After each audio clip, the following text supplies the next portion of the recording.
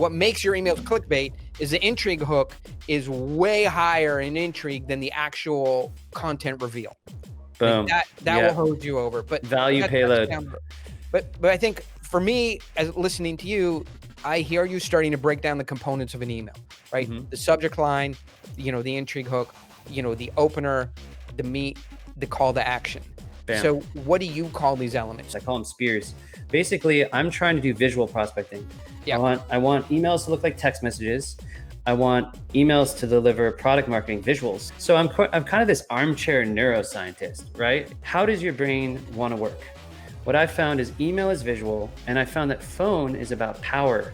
90% of people think it's about tone, but phone is actually about power transfers. It's about something called polarity shifts.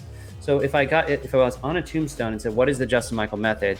It's email is visual, phone is power dynamics. So we agree that the email coming in is first processed visually, and we have to pattern match it to the kinds of emails that we think need to get processed and responded to.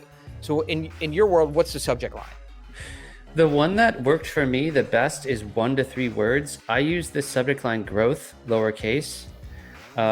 There's growth marketing, growth hacking. I was in mobile advertising for 15 years, and there's even a conference called grow.co. And I can't think of anyone who doesn't want to grow.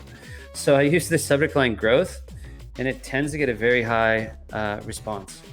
Garbage in, garbage out. If you don't master the psychology, neuroscience, persuasion, game theory, if you don't go in and think about the human brain. Now, my first version of the book was going to be 1910. Because the human brain in 1910 and 2010 is the same. There's a guy named Todd Caponi, who's my trainer at Salesforce. He's a sales historian. He's found out that most of the systems in sales today are from 1890.